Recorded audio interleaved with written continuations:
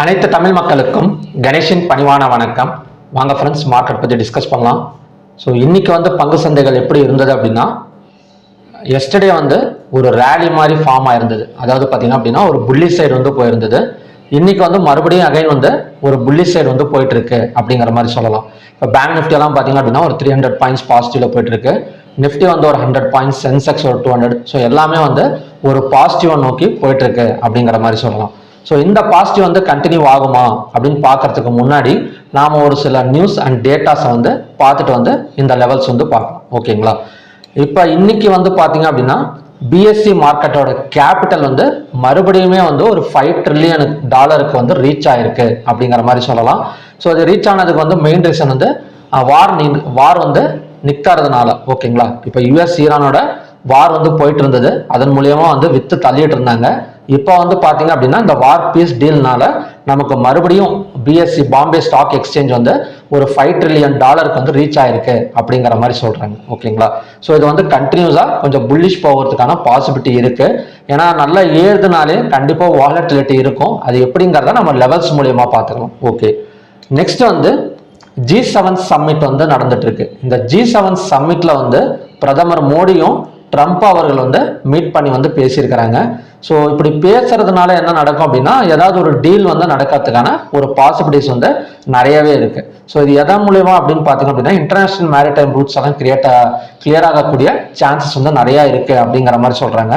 So இந்த மாதிரி ஒரு என்ன சொல்றது அப்படின்னா, இந்த மாதிரி ஒரு மீட் நடக்கிறப்ப கண்டிப்பா அகைன் ஒரு இந்தியா மேல மறுபடியும் ஒரு நம்பகத்தன்மையை கொடுக்கும் அப்படிங்கிற ஒரு கான்செப்ட் தான் பாத்தீங்க அப்படின்னா இந்த G7 சம்மிட்ல நடந்திருக்கு.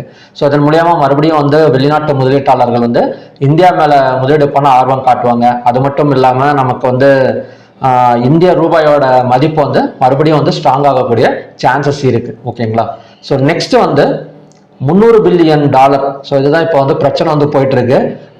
இப்போ ஈரான் ஒப்பந்தத்துல என்ன சொல்லியிருக்காங்க அப்படின்னா, $300 பில்லியன் ஃப்ரோசன் அசெட்ஸ் அப்படின்னு சொல்லியிருக்காங்க. ஸோ இந்த ஃப்ரோசன் அசெட்ஸை நீங்க ரிலீஸ் பண்ணீங்கன்னா பரவாயில்ல அப்படிங்கிற மாதிரி பேச்சுவார்த்தை போயிட்டு இருக்கு. இந்த $300 பில்லியன் அமெரிக்கா கொடுக்க வேண்டியதா அப்படின்னு கேட்டீங்கன்னா கிடையாது. ஓகேங்களா? எல்லாரும் என்ன நினைச்சிட்டு இருக்காங்க அப்படின்னா, $300 பில்லியன் அமெரிக்கா குண்டு போட்டு சேதம் பண்ணிருச்சு. ஸோ அதை தான் அவங்க திருப்பி கொடுக்கணும். இது கிட்டத்தட்ட 25 லட்சம் கோடி ரூபாய் மதிப்பு வருது. இதை அமெரிக்கா தான் கொடுக்கணுமான்னு கேட்டீங்கன்னா, ஃபுல் அண்ட் ஃபுல் அமெரிக்கா தரக்கூடாது. அதை தர வேண்டிய தேவை கிடையாது. ஏன் அப்படின்னா, இது எந்த மாதிரி ஃப்ரோசன் அசெட்ஸ்னா, இப்ப ஈரான் பிற நாடுகள்ல முதலீடு பண்ணியிருப்பாங்க. ஓகேங்களா? ஸோ அதுல ஒரு பார்ட் அமெரிக்கா பிற நாடுகள்ல முதலீடு பண்ணியிருப்பாங்க. ஸோ அந்த பிற நாடுகள்ல இருக்கிற பேங்க், அதுக்கப்புறம் பாத்தீங்கன்னா அசெட்ஸ்லாம் இந்த ட்ரம்ப் உள்ளார எல்லாத்தையும் பாத்தீங்க அப்படின்னா ஃப்ரோஸ் பண்ணியிருக்கிறாரு, ஃப்ரீஸ் பண்ணியிருக்கிறாரு. ஸோ அதனால அந்த பணங்கள்லாம் அங்கங்க அப்படியே முடக்கத்துல இருக்கு. ஸோ அதெல்லாம் கொஞ்சம் ரிலீஸ் பண்ணி விடுங்க அப்படின்னு சொல்லி ஈரான் கேட்கறாங்க. ஓகேங்களா? தப்பு கிடையாது, அவங்க பணத்தை அவங்க ரிலீஸ் பண்ணி சொல்லி கேட்கறாங்க.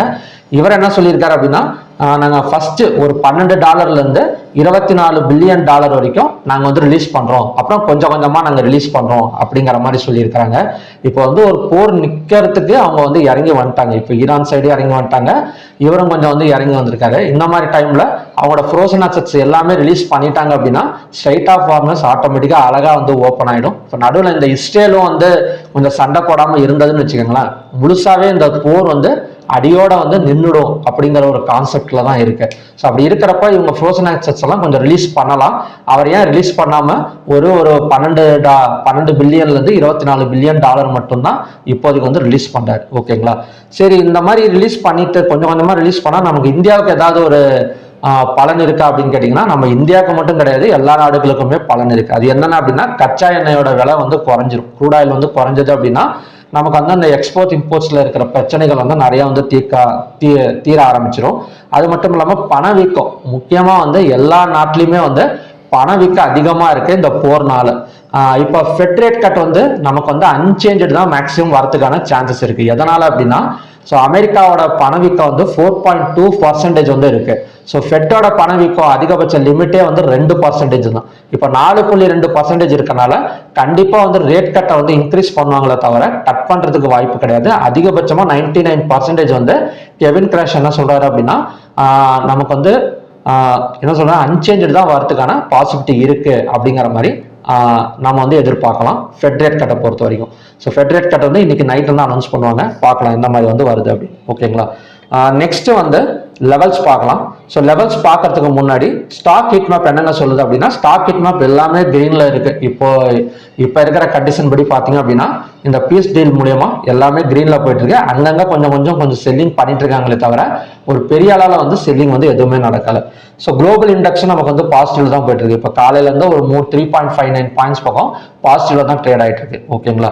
ஸோ நெக்ஸ்ட் வந்து ஓப்பன் இன்ட்ரெஸ்ட் டேட்டா பார்த்தோம் அப்படின்னா கால் ஆப்ஷனை பை பண்ணி புட் ஆப்ஷனை செல் பண்ணியிருக்கிற மாதிரி தான் க்ளோசிங் வரைக்குமே கொண்டு வந்திருக்கிறாங்க. நெக்ஸ்ட் வந்து என்எஸ்சியில் 3378 ஸ்டாக்ஸ் வந்து ட்ரேட் ஆயிருக்கு. அதில் அட்வான்ஸ் வந்து பார்த்தீங்க அப்படின்னா 1827, டிக்ளைன்ஸ் வந்து 1432, அன்சேஞ்ச் வந்து 119. 52 வீக் ஹைல வந்து 85 ஸ்டாக்ஸும் 52 வீக் லோல வந்து 29 ஸ்டாக்ஸும் ட்ரேட் ஆயிட்டு இருக்கு. கிட்டத்தட்ட நெகட்டிவா கம்பேர் பண்றதை விட பாசிட்டிவ் வந்து இன்னும் அதிகமா இருக்கு. இப்போ எஸ்டர்டேவும் நமக்கு வந்து அதிகமாக தான் இருந்தது, இன்னைக்கு அதிகமாக தான் இருக்கு. இன்னைக்கு இந்த 85 ஸ்டாக்ஸுமே பார்த்தீங்க அப்படின்னா நல்ல ஒரு பர்சன்டேஜ் ஸ்டாக்ஸ் தான், பெரிய அளவில் ஒரு ஸ்மால் கேப் ஸ்டாக்ஸ்ன்றது கிடையாது. ஓகேங்களா. ஸோ செக்டார் வைஸ் க்ளோசிங் எடுத்துக்கிட்டீங்க அப்படின்னா நமக்கு ஐடி செக்டார் அதிசயமா 2வது நாளும் கொஞ்சம் பாசிட்டிவ்ல இருக்கு.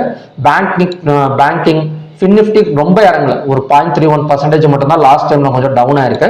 ஸோ ஓவராலா செக்டார் வைஸ் எல்லாம் பார்த்தீங்க அப்படின்னா கொஞ்சம் நியூட்ரல் அண்ட் பாசிட்டிவ்ங்கிற மாதிரி சொல்லலாம். அதாவது நியூட்ரல் அண்ட் பாசிட்டிவ்னா என்னன்னா, நியூட்ரல்னா 50-50, நியூட்ரல் அண்ட் பாசிட்டிவ்னா ஒரு பக்கம் 40%, ஒரு பக்கம் 60%. ஓகேங்களா. ஸோ பாசிட்டிவ் வந்து 60%, நெகட்டிவ் வந்து 40%, அந்த மாதிரி தான் இருக்கு. இப்போதைக்கு நமக்கு வந்து என்எஸ் அண்ட் பிஎஸ்சி வந்து சப்போர்ட் பண்றது பை சைடு அப்படிங்கிற மாதிரி சொல்லலாம். இந்த G7 மீட்டிங்ல இன்னும் ஏதாவது கொஞ்சம் நியூஸஸ் வந்து இப்போ மீட்டிங்ல வந்து சந்திச்சு பேசியிருக்காங்க. இவர் ட்ரம்ப் அவர்கள் வந்து அவர் ஊருக்கு போயிட்டு நான் வந்து மோடி அவர்களை வந்து சந்திச்சா ரொம்ப தங்கமான ஆளு, அதனால இந்த டீல் வந்து இனிமேட் வந்து ஒரு $500 பில்லியன் டீலு, $400 பில்லியன் டீல் வந்து நடக்கும் அப்படிங்கிற மாதிரி ஏதாவது ஒரு நியூஸ் வந்து வந்தது அப்படின்னா கண்டிப்பா மறுபடியும் வந்து ஒரு கேப் அப்ல ஓப்பன் ஆகக்கூடிய சான்சஸ் இருக்கு. ஓகேங்களா. என் கணேஷ் இதெல்லாம் வருமா அப்படின்னு கேட்காதீங்க, வந்ததுன்னா இந்த மாதிரி நடக்கலாம். ஓகே. நெக்ஸ்ட் வந்து ஹைவேட்டேஜ் ஸ்டாக்ஸ். ஹைவேட்டேஜ் ஸ்டாக்ஸ் எடுத்துக்கிட்டீங்க அப்படின்னா ரிலையன்ஸ், மாருதி, M&M இது மட்டும் தான் கொஞ்சம் நெகட்டிவ்ல இருக்க தவிர ஸோ மற்றபடி பேங்கிங் அண்ட் ஃபின்னிஃப்டி செக்டார்லாம் பார்த்தீங்க அப்படின்னா நமக்கு மேலே தான் வந்திருக்கு. ஸோ நான் இன்னைக்கு ஃபெடரேட் கட் இருக்கனால பேங்க் நிஃப்டி நான் கொஞ்சம் ப்ராஃபிட் புக்கிங் வந்து எதிர்பார்த்தேன், பட் அந்த மாதிரி வந்து நடக்கல.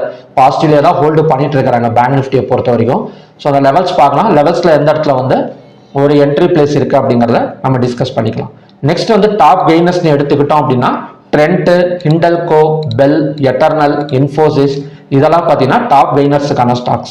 டாப் லூசர்ஸ்னு எடுத்துக்கிட்டீங்க அப்படின்னா டிஎம்பிவி, சிப்லா, பஜாஜ் ஃபின்சர்வ், ஓஎன்ஜிசி, எய்ச்சர் மோட்டார் இதெல்லாம் பார்த்தீங்க அப்படின்னா டாப் லூசர்ஸுக்கான ஸ்டாக்ஸ். ஓகே. நெக்ஸ்ட் வந்து நம்ம லெவல்ஸ் பார்க்கலாம். இப்போ பேங்க் நிஃப்டி எடுத்துக்கிட்டீங்க அப்படின்னா ஒரு பை சைடு கன்ஃபர்மேஷன் கொடுத்துருக்கு இந்த இடத்துல. ஸோ இந்த இடம் பார்த்தீங்கன்னா ஒரு கப் அண்ட் ஹேண்டில் பேட்டர்ன் வந்து கிரியேட் ஆயிருக்கு ஒரு 15 மினிட்ஸ்ல. ஆக்சுவலி இந்த பேட்டர்ன் வந்து இங்கே தான் ஸ்டார்ட் ஆகணும். ஸோ நமக்கு இந்த இடத்துல ஒரு பேட்டர்ன் பிரேக் அவுட் நடந்து மறுபடியும் பார்த்தீங்கன்னா ஒரு ஷார்சர் மாதிரி நடந்து இந்த இடத்துலையும் பிரேக் அவுட் கொடுத்துருக்கு. ஸோ இது கண்டினியூவா நாளைக்கு 57,588க்கு மேலே ஓப்பனிங் கொடுத்தது அப்படின்னா ஸோ நமக்கு கண்டினியூஸாக ஒரு ஒன் சைடு மார்க்கெட் மாதிரி எதிர்பார்க்கும். ஓகேங்களா.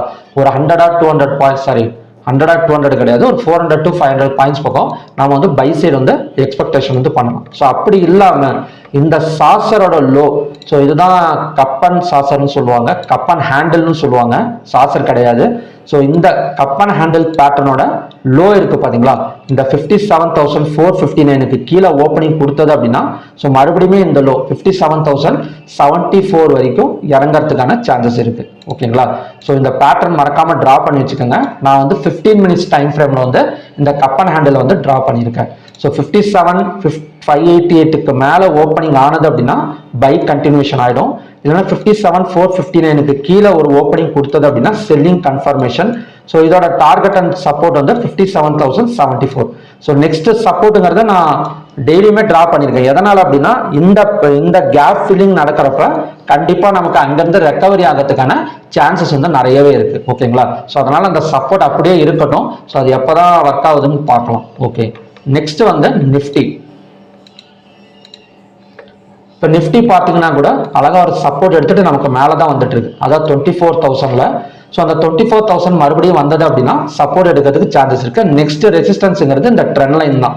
ஸோ இந்த ட்ரெண்ட் லைனோட எந்தெந்த 15 மினிட்ஸ் ஹைன்னு பார்த்தீங்க அப்படின்னா ஜூன் 15ஆம் தேதி ஃபர்ஸ்ட் 9:15 கேண்டிலோட ஹை, அதுக்கப்புறம் பார்த்தீங்க அப்படின்னா ஜூன் 17 11:30 கேண்டிலோட ஹை. இந்த ரெண்டு கேண்டலோட ஹையும் ஜாயின் பண்ணி தான் இந்த ட்ரெண்ட் லைன் வந்து டிரா பண்ணியிருக்கேன். ஸோ நாளைக்கு ஒரு கேப் அப்பே விழுந்தாலும் ஒரு சென்செக்ஸ் எக்ஸ்பைரி இருக்கிறதுனால ஸோ இந்த ட்ரெண்ட் லைனை மறக்காம டிரா பண்ணி வச்சுக்கோங்க. இந்த ட்ரெண்ட் லைனுக்கு மேலே ஓப்பனிங் கொடுத்தது அப்படின்னா பை கண்டினியூஷன் ஆகிடும். இல்லைன்னா இந்த ட்ரெண்ட் லைனை டச் பண்ணிட்டு ரிவர்ஸ் ஆகிறப்ப ஃபர்ஸ்ட் 15 மினிட்ஸ் கேண்டலை பிரேக் அவுட் பண்ணது அப்படின்னா கண்டினியூஸாக நமக்கு கொஞ்சம் செல்லிங் ப்ரெஷர் கொடுக்கறதுக்கான சான்சஸ் வந்து இருக்கு. ஸோ நெக்ஸ்ட் சப்போர்ட் ஜோனுங்கிறது 24,000. அடுத்தது பார்த்தீங்க அப்படின்னா சென்செக்ஸ். ஸோ சென்செக்ஸ் நமக்கு வந்து சேம் கண்டிஷன் தான். ஸோ ட்ரெண்ட் லைன் வந்து டிரா பண்ணிக்கோங்க ரெசிஸ்டன்ஸுக்காக.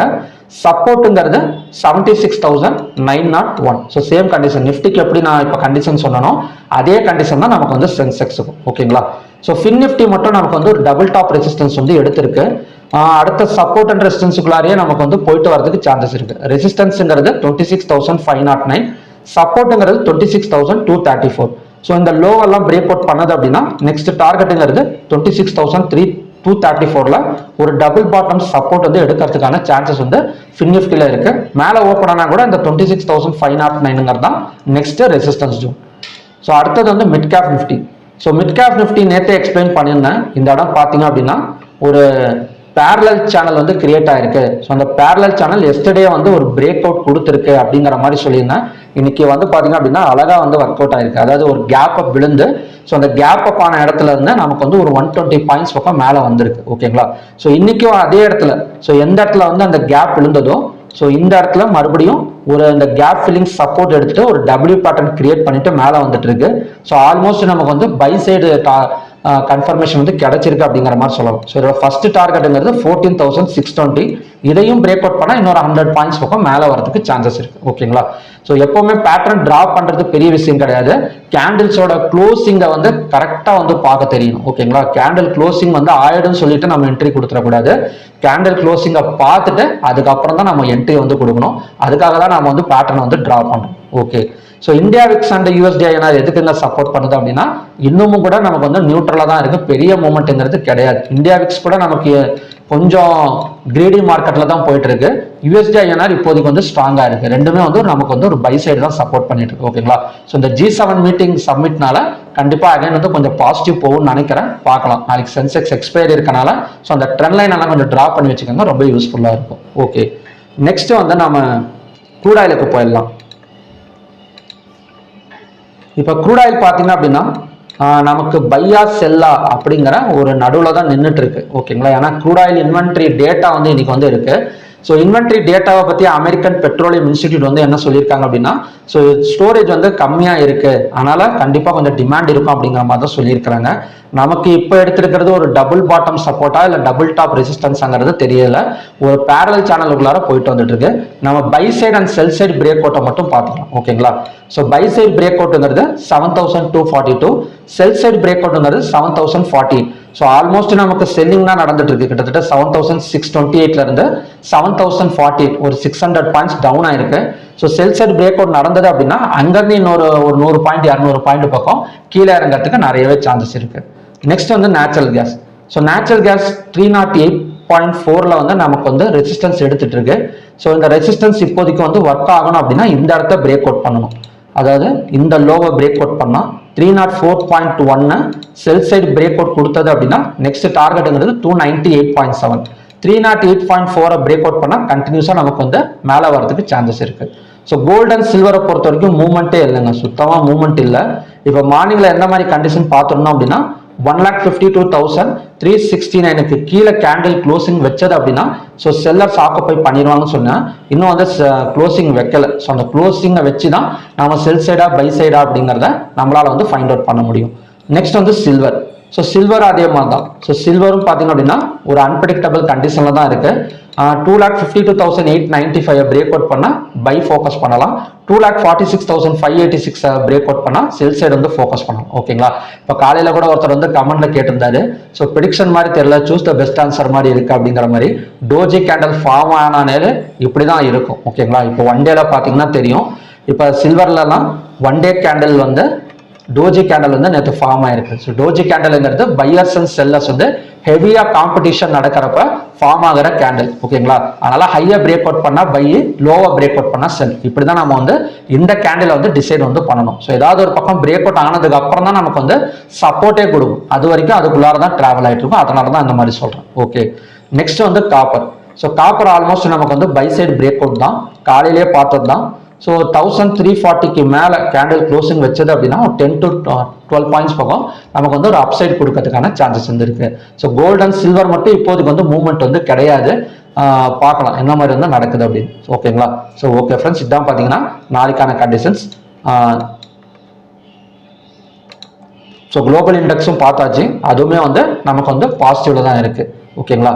ஸோ டெலிகிராம் சேனல் வந்து ஒர்க் ஆகாது. எதனால அப்படின்னா நீட் எக்ஸாம் பேப்பர் வந்து லீக் ஆகிடும் அப்படிங்கிற காரணத்துக்காக டெலிகிராம் எல்லாம் பேன் பண்ணியிருக்காங்க. ஸோ எப்படியும் பார்த்தீங்க அப்படின்னா 31 ஒரு 1 வீக்குள்ளார ஓப்பன் பண்ணிடுவாங்க. ஓகேங்களா? ஸோ ஓகே ஃப்ரெண்ட்ஸ், மறுபடியுமே பார்த்தீங்க அப்படின்னா இன்னொரு நல்ல ப்ரிடிக்ஷன் வீடியோட நான் வந்து உங்களை மீட் பண்ணுறேன். Thank you very much.